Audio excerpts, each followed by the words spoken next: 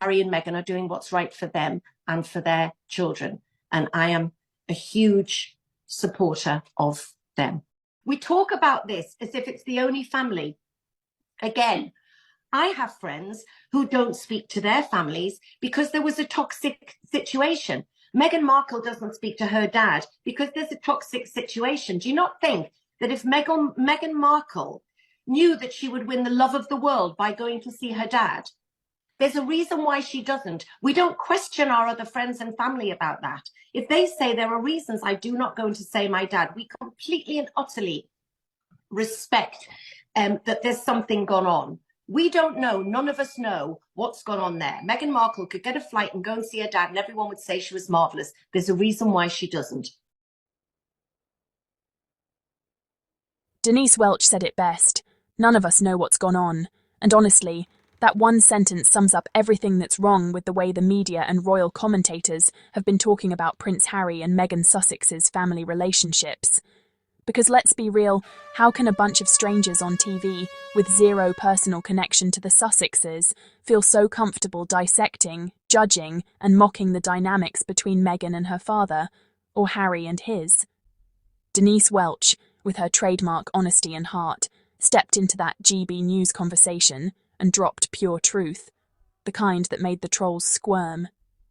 She said what needed to be said. There's a reason Meghan doesn't speak to her dad. And that reason, whatever it is, isn't for public entertainment. People act like Meghan owes them an explanation for every private decision she's made. But families are complicated, brutally, painfully complicated. And unlike most of us, Meghan's private heartbreak has been served on a silver platter to millions, dissected like gossip, instead of the deeply personal matter it truly is. Denise refused to play along with that cruelty, and she deserves credit for saying out loud what so many have been too scared to say on British television. Let's take a moment to think about how twisted this entire narrative has become. Meghan Markle, or as I prefer, Meghan Sussex, is constantly painted as the villain for protecting her peace, for setting boundaries, for deciding that if someone continuously sells her out, leaks letters, stages paparazzi photos, or aligns themselves with tabloid drama, maybe it's time to step back. But when any other woman does that, when a non-famous person chooses distance from toxic relatives, society applauds her for self-care and setting boundaries. So why is Meghan treated differently? Why are Harry and Meghan expected to perform reconciliation just to make headlines more palatable for the British press? Denise Welch saw through all that hypocrisy. She knows pain, she knows dysfunction, and she reminded the audience that no family is perfect, not even the royals. Harry and Meghan are not the first people to have strained relationships with their parents, and they certainly won't be the last. Across the world, countless families are broken, divided, or quietly distant for reasons outsiders will never understand. Some children go no contact with parents to protect their mental health. Some cut ties to escape emotional manipulation. Some simply grow apart. These are deeply human experiences, yet Meghan's are being used as weapons against her character. What Denise did was something rare in that GB News studio. She humanized Meghan. She pulled the lens back from the gossip and brought compassion into a space that's usually dripping with judgment. She said, "None of us know what's gone on," and that hit like a thunderclap. Because she's absolutely right. We don't. We only know what's been filtered through tabloids with an agenda, edited documentaries with bias, and the mouths of people who profit off Meghan's name. And until anyone lives through what Meghan's endured, the public betrayal, the racism, the harassment, the endless scrutiny, they have no right to comment on her private choices. People love to weaponize the narrative of family unity when it suits them. But where was that same energy when Harry begged for help from his own? When he said he felt trapped and unheard? Where was the compassion then? The media didn't care. They mocked him. They called him weak. They told him to man up. But now that Meghan's cut off her father for her own reasons, Suddenly everyone becomes a family therapist. Denise's reminder was powerful. None of us know what has gone on. You know, it's kind of funny how society always demands transparency from victims, but never accountability from the ones who cause harm.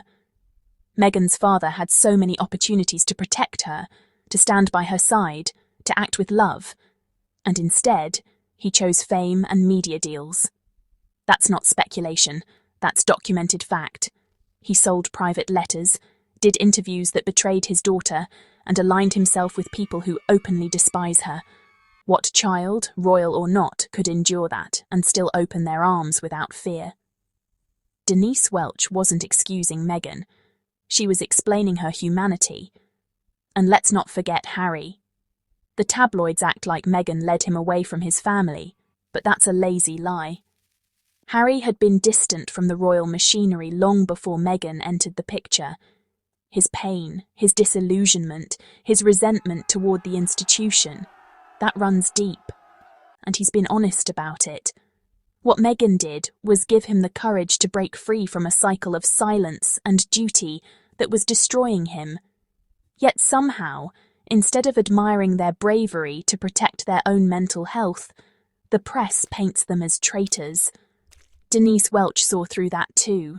She knows that love sometimes means walking away, even when the world tells you to stay. You could totally hear the frustration in Denise's voice, that tired, weary tone of someone who's seen the same media circus recycle the same cruel talking points for years. None of us know what's gone on, she said, but the press acts like they do.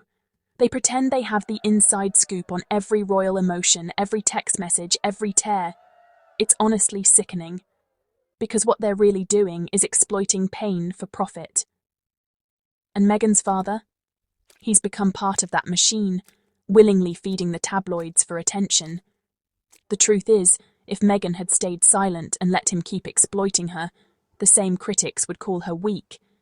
If she speaks up, she's labelled cold. There's just no winning for her. Denise's defence wasn't just about Meghan, it was about fairness. It was about treating Harry and Meghan like the human beings they are. She wasn't taking sides. She was standing on principle. This is what the haters don't get. Harry and Meghan aren't trying to be perfect. They're just trying to be free. They're building a life where they can parent their children without the same dysfunction that haunted their pasts. That's what true healing looks like. Breaking generational cycles. Not performing forgiveness for the cameras. Denise Welch gets that.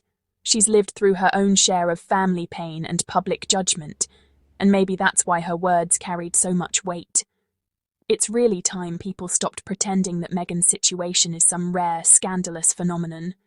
Families break. People distance themselves for self-preservation. Not everyone has a hallmark ending.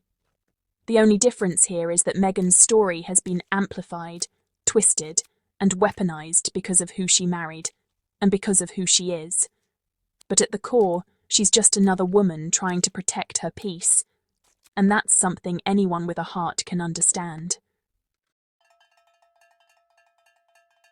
So when Denise Welch looked into that camera and reminded everyone that none of us really know the full story, she was doing something revolutionary in the middle of a toxic media storm. She was giving Meghan back her humanity. And for that, she deserves massive respect. Because empathy shouldn't be controversial, compassion shouldn't be rare, and privacy shouldn't be treated as guilt. Harry and Meghan's family choices aren't anyone's business. They're not the first to step away from relatives who cause harm, and they won't be the last. The difference is, they're doing it in a world that profits from every tear they shed. And yet, despite it all, they're thriving. In love, in purpose, in peace.